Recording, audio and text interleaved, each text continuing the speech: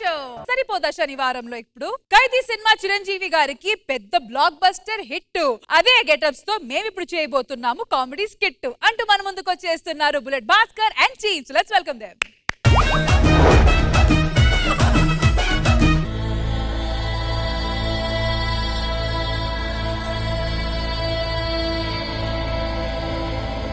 రంగయ్య అమ్మా బాబు ఎక్కడ? రాత్రి 2 గంటల వరకు మీతోనే కదా మా ఫోన్ లో మాట్లాడాడు. నేను చెప్పేది ఆర్టిస్ట్ బాబు గురించి కాదు. నా బాబు ఎక్కడ? వెతుకుతున్నామమ్మా. రంగయ్య అమ్మా ఏదో ఒకటి చేసి బాబు నువ్వే కనిపెట్టాలి. పోలీసులకు ఫోన్ చేస్తానమ్మా. ఎస్ఐ గారు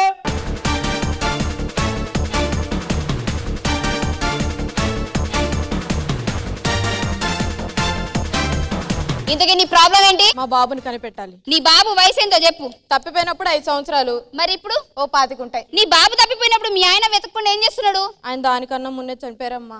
చనిపోయాడా? ఆయన చనిపోయి ఎన్ని సంవత్సరాలైంది? 30 సంవత్సరాలు అవుతుందమ్మా. మీ బాబు 25 సంవత్సరాలు. మరి ఇదేలా సాధ్యం? రంగయ్య అమ్మా నీ బాబుని కనిపెట్టాలంటే ఆయన పోలికలు కావాలి. పోలికలు శివాజీ గారు మీరే చెప్పండి. ఆయన నీ బాబు పోలికలు ఆయన ఎందుకు చెప్తారమ్మా? అంటే అన్నప్రశ్నప్పుడు ఆయన దగ్గరుండి చేయించారా? అలా అయితే సరే. నీ బాబు చెంచల్ కూడా జైలు నుండి విడుదలయ్యాడంట. నేను ఇంటర్వ్యూషన్ చేసి నీకు అప్పచెప్తాను, ఓకేనా? ఇక్కడే ఉండు. ఖైదీని తీసుకురండి.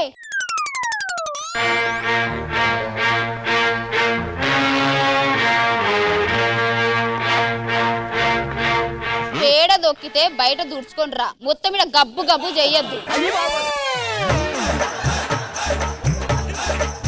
Excuse me. yes అది నా వాకింగ్ స్టైల్. అసలు నిన్ను ఎందుకు అరెస్ట్ చేశారు? నన్ను ఎందుకు అరెస్ట్ చేశారని అడుగుతున్నావా? నార్మల్ గా అడిగినా.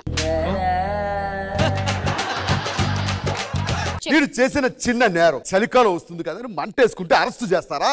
మంటేసుకుంటే తప్ప? ఎక్కడేసావు? పెట్రోల్ బంకులో. నువ్వు జైల్లో 25 ఉన్నావు కదా, మీ అమ్మని చూడాలని నీకు ఎందుకు అనిపించలేదు? ఎందుకు అనిపించలేదు? ప్రతి వారం మా అమ్మను చూస్తూనే ఉండేవాడిని శ్రీదేవి డ్రామా కంపెనీలో.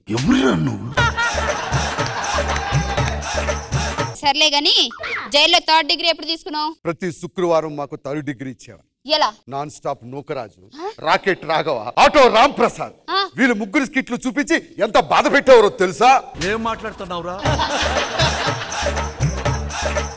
అయినా నీకు ఎందుకయ్యా అంత కోపం శుక్రవారం వాళ్ళ మీద? కోపం కాకపోతే ఏం చేయమంటారు యువర్ ఆనర్? శుక్రవారం స్కిట్లు చూసి అకాల మరణంతో అర్ధాంతరంగా చనిపోతూ ఉంటే చూస్తూ ఎలా ఊరుకోమంటారు?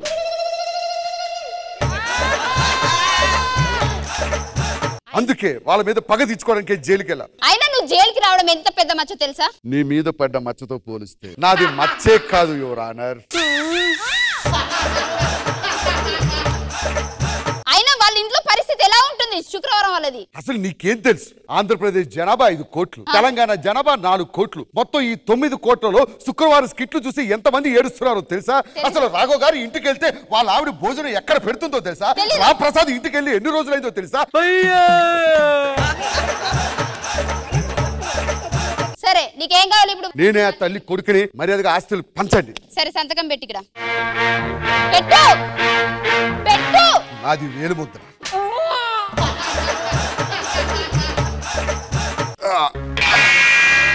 అమ్మా నీ కొడుకు వచ్చాడమ్మా.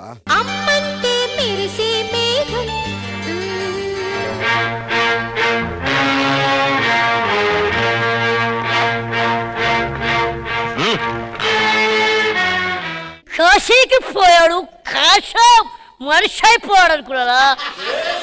వారణాసికి పోయాడు, వర్షం మార్చాడు అనుకున్నాడు. పౌరుషం ఏంట్రా మాకు ఈ కష్టాలు? ఎవరు నువ్వు? చిరంజీవి గారిని. నేను ఆ తల్లికి కొడుకుని. ఈ తల్లికి నేను అసలైన కొడుకుని. నేను అసలైన నేను కన్న పేగు తెచ్చుకొని పుట్టిన అసలైన కొడుకుని.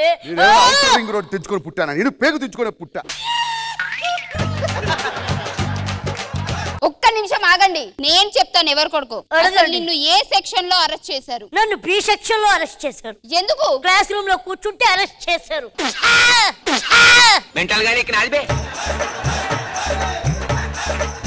అది కాదు నేను అడిగేది. నిన్ను ఏ కారణం వల్ల జైలుకి తీసుకోవాల్సి వచ్చింది? మోస్కు తీసానని ఒకే ఒక్క కారణం చేత అరెస్ట్ చేశారు.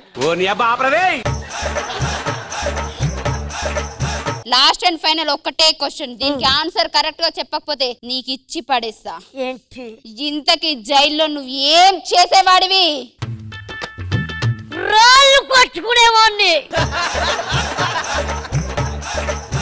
ఓహో సరేలే అమ్మా, వీళ్ళిద్దరిలో నీ కొడుకు ఎవరో తెలియాలంటే నీ కొడుకు ఏం చేసేవాడు చిన్నప్పుడు? అచ్చం చిరంజీవి గారిలో ఫైటింగ్ చేసేవాడమ్మా. సరే మీరిద్దరు ఫైటింగ్ చేయండి, నేను చెప్తా ఎవరు కొడుకు.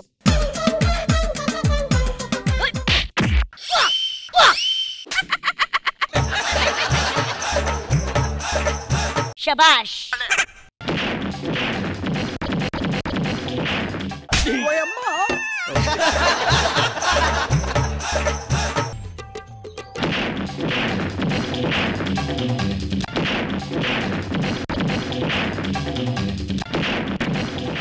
ఆపండి.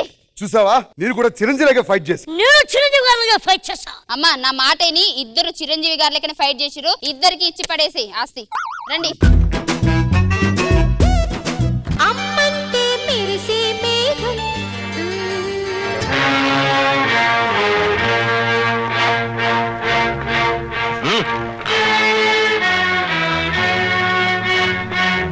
మిస్టర్ భాస్కర్ అలీ ఖాన్, తప్పు నా వైపు ఉంది కాబట్టి తల దించుకొని వెళ్తున్నా. అదే తప్పు నీ వైపు ఉంటే తల తీసుకొని వెళ్ళవాలి. నా తల ఎప్పుడో తీసుకున్నారా నేను టీములో పెట్టుకున్నాక. ఉపయోగం నీ వల్ల.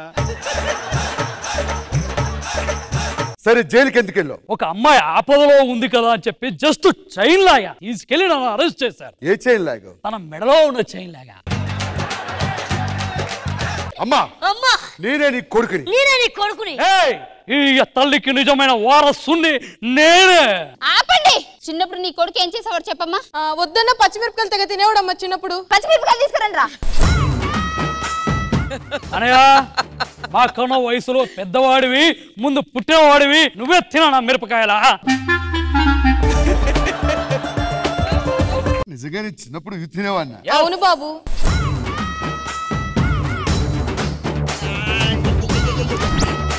కళ్ళలోంచి నీళ్ళు వస్తున్నాయా బాబు? కళ్ళలోంచేనమ్మా, ఇంకా చాలా దగ్గర నుంచి వస్తుంది.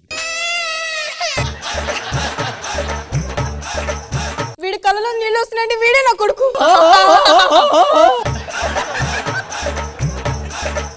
వీడి కళ్ళలోంచి కూడా నీళ్ళు వస్తున్నాయి. మిరపకాయ తింటే కన్నీళ్ళు రాక సన్నీళ్ళు వస్తుందా అమ్మా? ముగ్గురు నా కొడుకులే. ముగ్గురికి కన్నీళ్ళు వస్తుందా? అవును. అది ఇంకేం చేసేవాడు చెప్పు. వద్దన్న కారం కళ్ళల్లో కొట్టుకొని ఆడుకునేవాడు. కారం. Bye bye. నేను కళ్ళలో కారం కొట్టుకోను, ఎందుకంటే నేను నీ కొడుకుని కాదు. నువ్వు కొట్టుకో.